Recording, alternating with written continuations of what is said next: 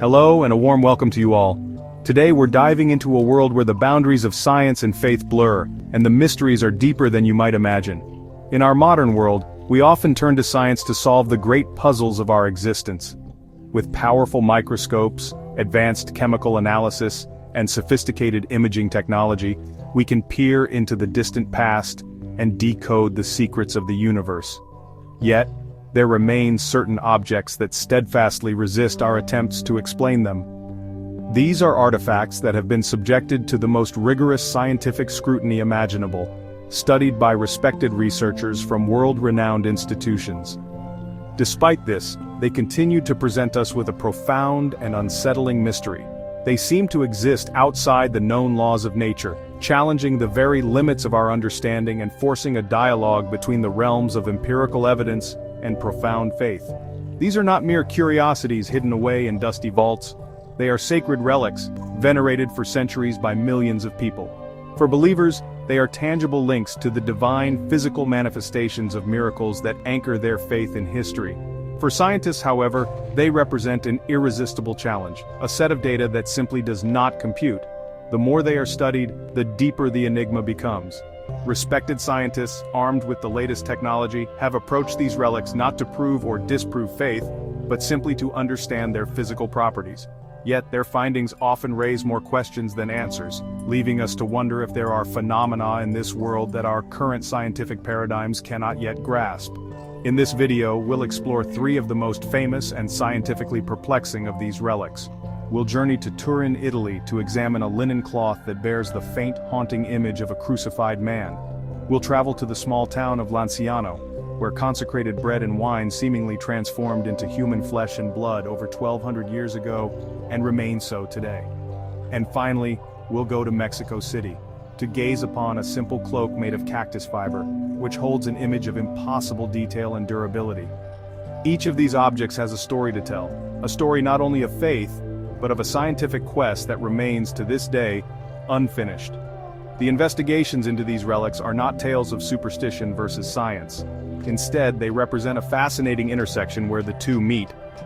Peer-reviewed studies published in scientific journals have documented their extraordinary properties, from unexplainable chemical compositions to optical phenomena that should not be possible. These are not matters of opinion but of observable, repeatable data that defy conventional explanation. As we delve into the evidence, we are invited to set aside preconceived notions and simply look at what the science reveals. So, get ready to question what you think you know. What emerges is a portrait of mystery that is as compelling as it is profound, leaving us in awe at the things we still do not know. Of all the relics in the Christian world, perhaps none has captured the public imagination or endured more intense scientific scrutiny than the Shroud of Turin. This long rectangular linen cloth bears the faint sepia-toned image of a man, both front and back, who appears to have suffered the horrific trauma of crucifixion. The markings on the cloth correspond with astonishing anatomical and forensic precision to the gospel accounts of the Passion of Jesus Christ. For centuries, millions have venerated it as the authentic burial shroud of Jesus. Its documented history is traceable to the mid-14th century in Lille, France, but its true origins remain one of the most hotly debated topics in both scientific and historical circles. The image itself is the heart of the mystery. It is not a painting, a stain, or a scorch in any conventional sense. Countless investigations have confirmed that there are no pigments, dyes, or brushstrokes. The image resides only on the very topmost microfibers of the linen, penetrating to a depth of mere microns, thinner than a human hair. Furthermore, unlike any painting or photograph, the image contains three-dimensional spatial information. When analyzed with specialized topographic imaging equipment, it renders a perfect three-dimensional relief of a human form. But perhaps most astonishingly, the Shroud of Turin is the first negative image in history, appearing thousands of years before the invention of the camera. When photographed, the negative reveals a lifelike positive image, a phenomenon that baffles even modern experts. This property is unique. No other two-dimensional image in the world is known to possess it, and no artist has ever been able to replicate it. Scientists estimate that to create such an image would require a burst of radiation equivalent to the output of 20 nuclear power plants, an event far beyond any medieval technology or even modern artistic technique. It is a scientific anomaly of the highest order. The debate over its age has been fierce. In 1988, 3 independent laboratories conducted radiocarbon dating on a small sample cut from a corner of the cloth. The results placed its origin between 1260 and 1390 AD, seemingly proving it was a masterful medieval forgery. However, that conclusion is now heavily contested. Critics, including nuclear engineers and statisticians, have argued that the sample was taken from a section that was repaired in the Middle Ages with interwoven cotton, contaminating the results. After decades of refusal, the raw data from the 1988 tests were finally released, revealing significant inconsistencies that cast doubt on the reliability of the original findings. In recent years, new dating methods have reignited the debate. A 2024 study using a non-destructive X-ray dating technique, WAX, by Dr. Liberato De Caro of Italy's Institute of Crystallography, dated the shroud to approximately 2,000 years ago. Other independent chemical and mechanical tests have yielded similar results, pointing to an age consistent with the time of Christ. While these new findings have not yet been universally accepted, they have reopened the case. Adding to the puzzle are the bloodstains which forensic pathologists have confirmed to be real human blood of the AB blood type. The patterns of the blood flow are medically accurate for a body that was wounded, crucified, and then laid in a supine position, a level of detail that seems impossible for a medieval forger to have conceived, let alone executed. The shroud is being revealed as a miracle at a time when secular atheism is challenging faith around the world. For 2,000 years, believers have held fast to the story of Christ's resurrection, and now, even skeptics must confront the mounting evidence of a miraculous burst of light, one that eyewitnesses claimed marked the resurrection of Jesus Christ. Today, artificial intelligence and advanced scientific analysis confirm the impossibility of the shroud's existence by any known natural or human means. The odds are so astronomical, it's as if we discovered a fully assembled 747 jet hidden in a cave from 2,000 years ago. After 2 millennia of faith, the Shroud of Turin stands at the crossroads of science and belief, its mystery deeper and its message more extraordinary than ever before. In the small Italian town of Lanciano, nestled in the Abruzzo region, lies a relic that challenges our understanding of biology and the laws of nature. The story begins in the 8th century, with a Basilian monk who was celebrating Mass. This priest was plagued by doubts about a core tenet of his faith, the real presence of Christ in the Eucharist. As he spoke the words of consecration over the bread and wine, a profound miracle is said to have occurred before his very eyes. The consecrated host transformed into what appeared to be living flesh, and the consecrated wine turned into visible blood, which later coagulated into 5 distinct globules. For the faithful, it was a direct and stunning affirmation of their belief. For over 1,200 years these relics have been preserved and venerated in a special reliquary in the Church of St. Francis in Lanciano. They have remained exposed to the air and atmospheric agents for centuries without the aid of any preservatives, yet they show no signs of decay. This incredible state of preservation alone is a scientific puzzle, but the mystery deepened significantly in 1970. The Vatican authorized a rigorous scientific investigation, led by the distinguished Dr. Odoardo Linoli, a professor of anatomy, pathological histology, chemistry, and clinical microscopy. His team conducted a thorough analysis, and the results, published in respected medical journals, were nothing short of astounding. The analysis concluded, without any ambiguity, that the flesh is real human myocardial tissue, that is, muscle from the wall of the heart. Specifically, it was identified as tissue from the left ventricle, the part of the heart that pumps blood to the entire body. The blood was also confirmed to be real human blood. The proteins in the blood were found to be in the same normal proportions as those found in fresh, living blood, as if it had been drawn from a person that very day. This finding is utterly inexplicable from a scientific standpoint, as proteins should have degraded and broken down over the course of 12 centuries. Perhaps the most startling discovery was the blood type. Both the flesh and the blood were found to be of the AB blood group. This is the very same blood type that was later identified on the Shroud of Turin, creating a remarkable and unexpected link between 2 distinct and geographically distant relics.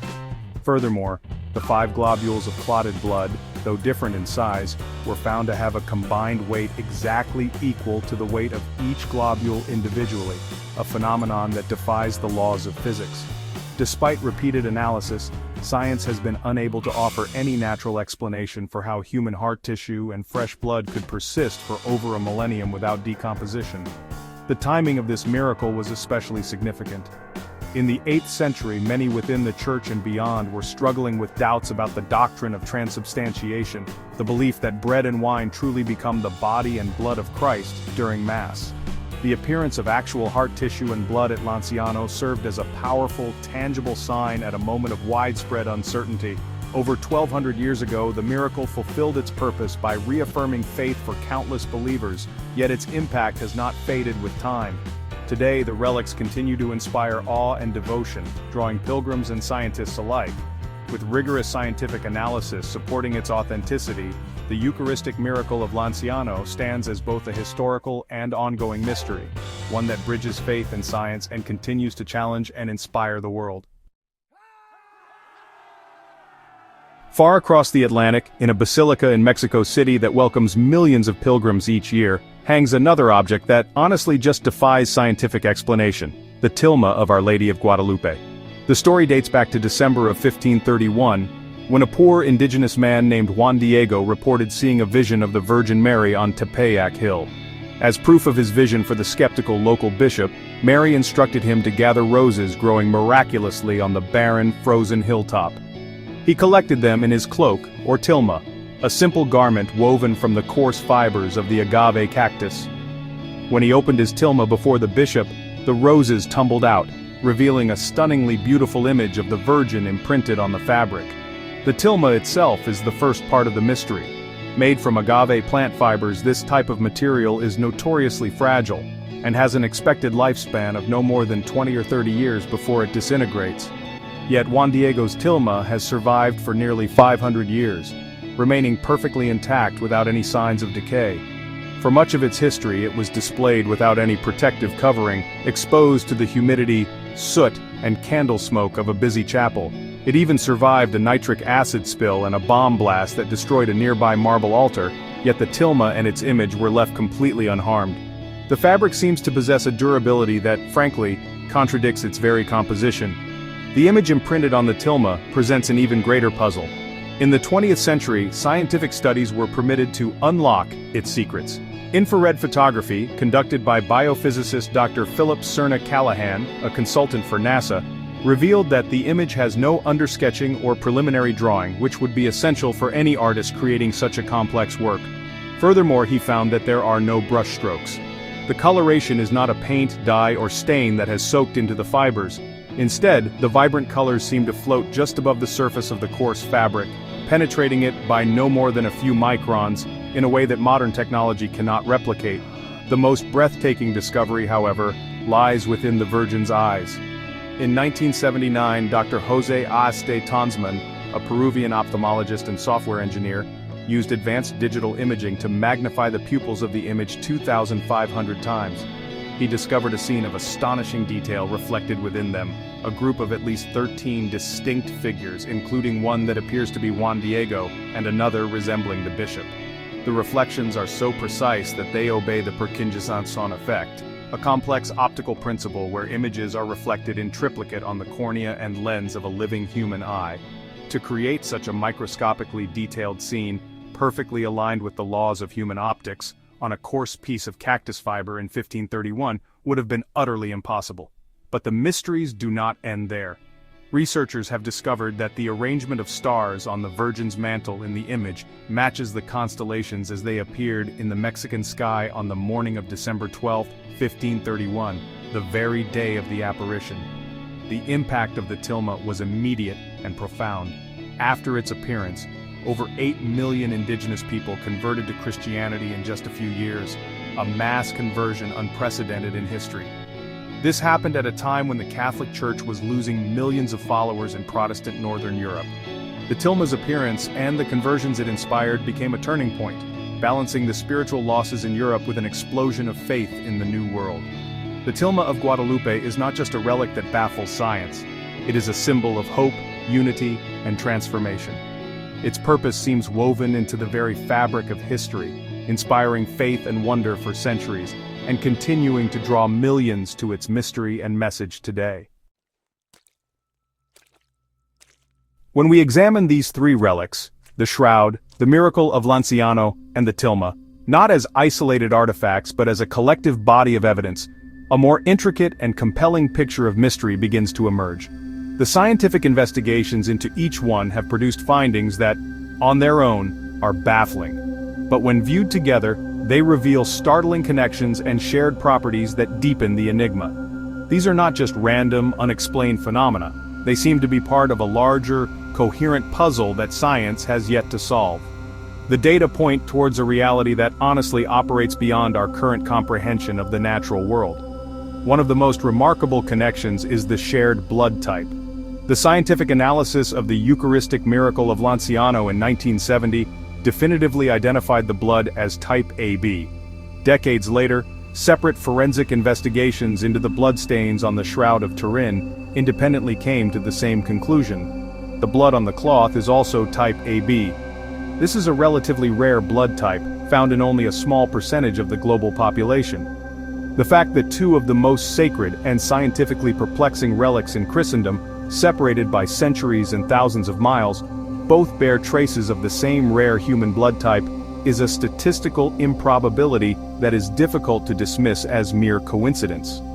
Furthermore, each of these relics exhibits properties that directly defy the known laws of a particular scientific discipline. The Shroud of Turin challenges physics, with its three-dimensional image seemingly encoded by a burst of radiation that modern science cannot reproduce. The Miracle of Lanciano defies biology and chemistry, presenting us with perfectly preserved human heart tissue and fresh blood that have somehow resisted decomposition for over a millennium. The Tilma of Guadalupe confronts optics and material science, with its impossibly durable fabric and the microscopic, optically perfect reflections discovered in the image's eyes. Each one stands as a silent testament to a process or event that lies outside our established scientific frameworks. These converging lines of evidence have been documented in numerous peer-reviewed studies and presented at scientific conferences. While skeptics rightly demand extraordinary proof for extraordinary claims, the physical data from these relics present a formidable case. No naturalistic explanation has yet been proposed that can account for all the observed phenomena associated with any one of these artifacts, let alone all three. They are not simply items of faith. They are objects of intense scientific interest that have consistently yielded results that are, by today's standards, unexplainable. The mystery is not a lack of data, but an abundance of data that points to the unknown. For centuries, humanity has looked to the stars, to the depths of the oceans, and into the fabric of life itself, driven by an insatiable curiosity to understand the world around us. Science has been our most powerful tool in this quest, illuminating the darkness and replacing superstition with knowledge. Yet, as the stories of the Shroud of Turin, the Miracle of Lanciano, and the Tilma of Guadalupe demonstrate, there are still corners of our world that remain shrouded in profound mystery. These relics are not simply relics of the past, they are active, ongoing scientific puzzles that continue to challenge our most advanced technology and our brightest minds. Despite centuries of devotion and decades of intense scientific investigation, no one has provided a conclusive natural explanation for how these artifacts came to be. We do not know what force created the three-dimensional image on the shroud. We do not know how human heart tissue and blood can remain perfectly preserved for 1,200 years without decomposing. We do not know how an image of such impossible detail and durability could have been imprinted on a fragile cactus fiber cloak. These questions remain unanswered, not for a lack of trying, but because the evidence itself leads us to the very edge of what we know. These objects stand at the crossroads of science and faith, inviting a conversation between two ways of knowing the world. For the believer, they are a source of profound inspiration, tangible affirmations of a reality beyond the material. For the scientist, they are an intellectual frontier, a set of anomalies that demand new theories and new ways of thinking. They remind us that true scientific inquiry is not about having all the answers, but about having the courage to face the questions, especially those that challenge our most fundamental assumptions about how the universe works. They foster a sense of humility and wonder. Ultimately, whether one approaches these relics with a heart full of faith, or a mind guided by skepticism, the conclusion remains the same. We are in the presence of a deep and abiding mystery. They beckon us to look closer, to think deeper, and to acknowledge the possibility that there is more to our world than we can currently measure or explain. The shroud, the flesh of Lanciano, and the Tilma of Guadalupe are not just objects to be venerated or debunked. They are an invitation to wonder, a call to continue the search for truth, wherever it may lead. The mystery endures, as compelling today as it was centuries ago.